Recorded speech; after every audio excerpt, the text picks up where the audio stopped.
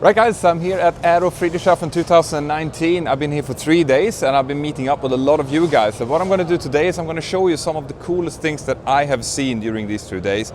Now, there are thousands and thousands of things to show you here. So what I'm going to try to do is show you things that might be really interesting for you guys. So come with me. 31016, everyone right, front line. Third line, 31 right. Delta 260, yes sir, dude.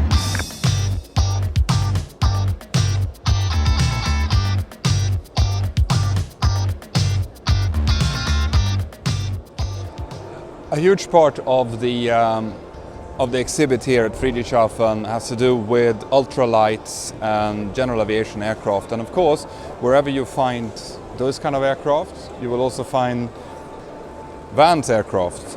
If you're familiar with the absolutely excellent YouTube channel Flight Shops, then you'll know that he's about to embark on building one of these fantastic machines here behind me. And if you're not watching it, then you should definitely head over and check it out, because Steve in Flight Shop is an absolutely fantastic creator of videos.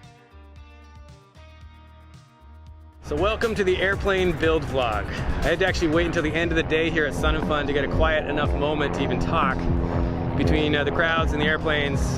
Couldn't get this done earlier, but I really needed to reflect on it. It's going to be a big, awesome, scary proposition all at the same time. Welcome aboard, and I hope you enjoy the process of building an airplane. So go and check that out if you want to see how these machines are both built and flown. Okay, I highly recommend it. Here we are guys, coming up to Blackwing of Sweden. Now this, anyone can say anything, but don't tell me that you wouldn't want one of these under the Christmas tree this Christmas. Now this is a beast of a machine.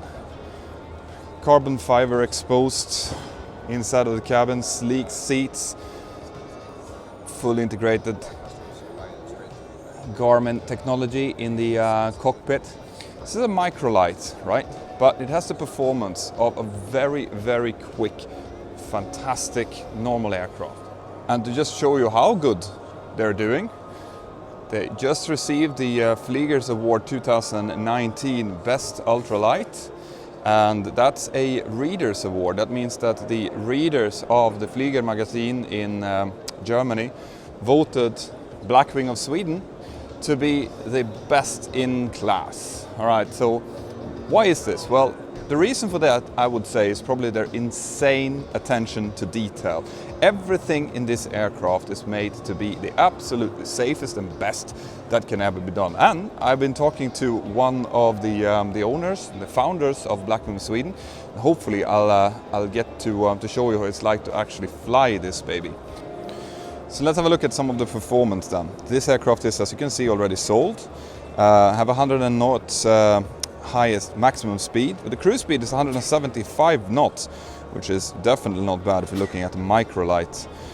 Takeoff distance 100 meters, landing distance 300 meters, and it has a maximum takeoff weight, which is the maximum within this category, of 600 kilos.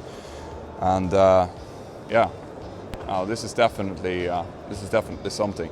The area of microlights has really taken off, and that probably has to do with general aviation becoming more and more expensive in the normal categories, and that's why sexy, cool little aircraft like this one is taking over the industry.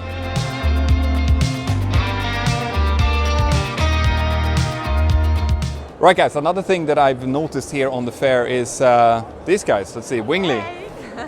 So what this is I didn't know that this existed actually. I probably should have known, but it's a way for people, basically pilots like you guys are, to be able to cost share your flights and introduce people who might be interested to go out for a flight around your local area to share the costs of flying together with you. And together with me here today is, what's your name again? My name is Melanie. I'm the country manager Germany from Wingly, the flight sharing platform. Excellent. So what do you guys do? Can you explain in your own words, because I think I didn't do a great job there. No, you did a great job, but we are basically Europe's biggest flight sharing platform. So we offer a platform where pilots can offer their flights that they are planning to do on the weekend, a nice sightseeing flight. And passengers can book easily online. They meet at the airport, they have a great flight together and share the cost. And that's why both are happy. For the passenger, it's cheaper than a commercial flight because of the cost sharing, and the pilot is flying for cheaper. Yeah, so basically, yeah, like I said, it's a great way for you guys who are, maybe you're hour building, struggling a little bit to fund the hour building. This could be a way to check that out. So go in and check the website. What's the website? The website is www.wingly.io. All right, so have a look at it. Looks really cool. Another thing which has really surprised me on the mass here today is the development of electric technology in aviation. Before I came to the mass, basically, I thought that electrical aircraft were years into the future. But it turns out that actually they're already here. They announced 2 days ago that OSM Flight Academy in Scandinavia has bought 60 electrically driven aircraft.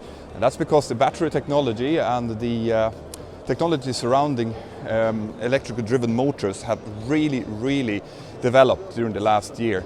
So here at the mass, they have a huge exhibit on electrical aircraft, flying cars. And it's just mind-blowing. I'll show you some now. So we're here at the Siemens stands where they're showing off the latest electronics and the latest electrical motors driving these new E-Flyer aircrafts.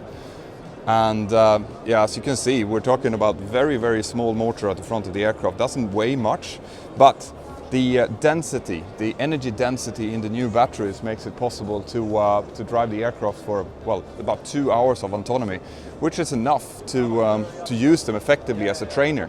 Perfect for being in the circuit, perfect doing touch and go landings, so going to a close airfield, maybe not cross country, but that will probably come as the battery technology is constantly increasing. So this is something that has really blown my mind. Like, this is some seriously cool stuff that's coming, and I'm sure that at least in the training industry we will probably see more and more of these coming up within the next few years.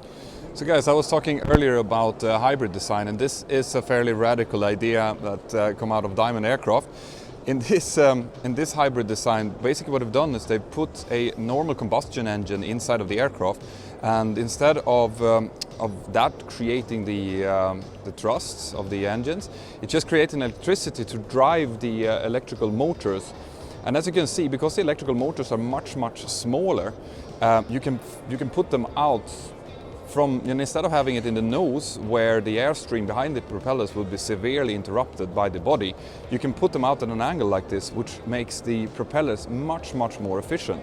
And they've actually shown that only by doing this, only by using a normal combustion engine and connecting it and driving the electrical motors, it becomes much more efficient. And I think for the next couple of years, these are probably some of the solutions that we will see coming.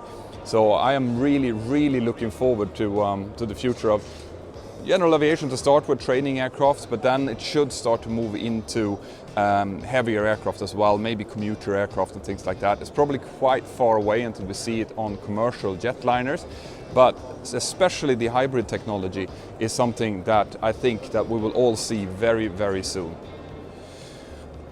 Another thing that was revealed here at the expo was this thing, a jetcopter air taxi. Kind of interesting concept. I just talked to the man here behind us, which is one of the people in charge of this project. They have a full-scale mock-up of it over here, and the idea is to try to replace helicopters with this kind of two-rotor system, still using combustion engine, about 400 horsepower engines, and the idea, what they're trying to do is to be able to license this to be flown by fixed-wing pilots rather than helicopter pilots, and it would then be significantly cheaper to buy than a normal helicopter. It would be able to transport people up to about 1,000 kilometers and have room for 1 up to 4 passengers plus a pilot, so it's just a single pilot thing. But it's a fairly radical design. It's going to be very interesting to see if they can get this licensed through EASA.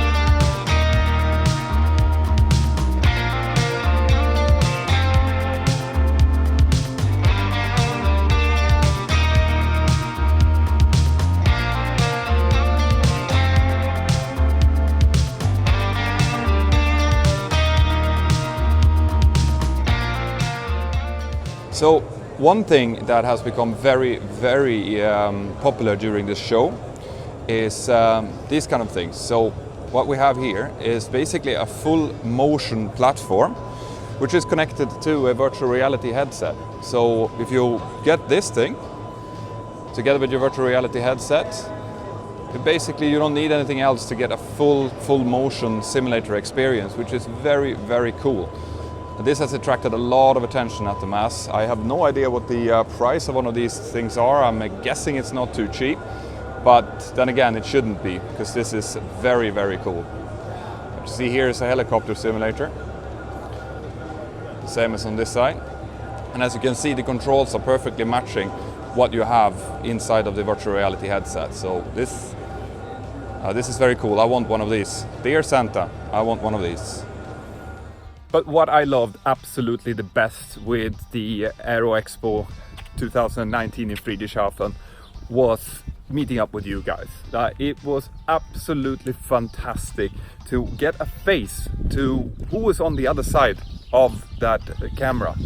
You know, it's hard for me to imagine what you guys look like, what you do, what your stories are, and to actually be there face to face and meet you and hear about how you are trying to achieve your goals and what kind of impact the channel has had was so great. And you can expect me to do much more meetups going forward.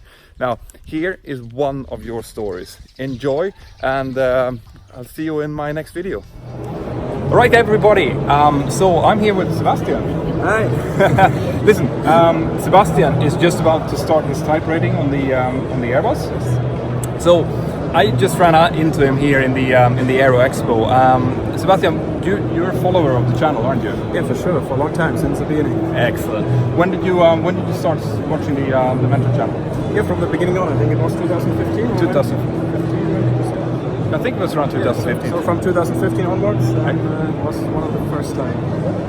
And what were you in training by then? No, because I started flight training in 2016, and watched the videos before and during the flight. So how was? Did you use why would you keep continuing to watch the channel? Because it was main thing is motivation, then your stuff like technical things, something like that. But the main thing is like in flight school, you sit on your desk. It's sometimes very exhausting. No. Yeah, I think you know it. Yeah. That's what I keep telling you guys. Like you have to keep the flame burning. Exactly. So when you sit on a desk, you are tired. You ask yourself why I'm doing this stuff. So I put all the things away, watched your videos, and this was really some kind of motivation. So I get fresh air, look a video of Mentour, and then hey, come on, continue. See, guys, this is what I keep telling you. Like, if you are going to go for the training, how long did the training take you? In my case, 18 months. It was very tough without some private life, but I thought for myself, okay, I want to do it in this way. So you did from zero to hero in 18 months, yes, basically. For sure. Guys, if you're going to do that, if you're going to try it, 18 months is a very short time to get all of your, was an integrated course? It was an 8-bill integrated course. So that's 14 theoretical exams plus all of your training, and then did you get the MCC into that as well? No, I think it was then around 19 months. So 18 months with all the ATPL theory and flying. Yeah. And thereafter we did our MCC. All right. So 19 months to get everything done is going to be extremely challenging. So what you guys need to do is you need to make sure that, this is something I've said before as well, you need to brief the people around you. I'm guessing you had a girlfriend at the time? Yeah. Is it still your girlfriend? It's still my girlfriend, yes. See, that's a good girlfriend. Yes. Because the problem is you're going to eat, live, breathe aviation during those 19 months. There will be nothing else. So you are going to need to brief the people around you that if you're going to try to do it all, they won't see you much. And it is very, very important that they understand that this is the case. You haven't left them, right? You still love them, still care about them, but 19 months is an extremely short time to try to do all of this. And during that time, you need breathing holds. Like, you need to stop, you need to go out with your friends for at least one day a week. It's very important, guys, don't forget this, because otherwise the flame will die.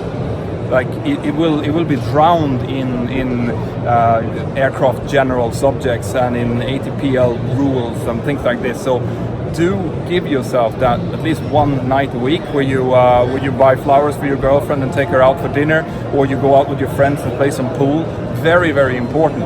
Wouldn't you agree?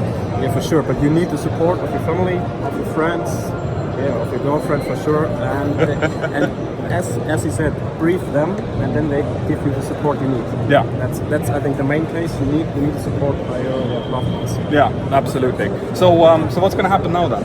Tell me. Yeah, I think we come to the end of the story, and I'm going to start my type rating the next month on the A320. So I think it was all successful in my case. So I'm so happy with that. So that's awesome. So when did you start your training? Like what? I started my training in the end of 2016. 2016. We're now in the beginning of 2019, and you are starting your type rating for an airline. Yes. Awesome. This is the best case scenario. The reason I'm doing this video, guys, is because I wanted to show that to you. Sebastian came up to me and he recognized me in the crowd here at Aero, and I wanted to share this story because we were actually in contact via Facebook back in 2016, maybe. I think the end of 16 or mid 17. Yeah. And during our theoretical.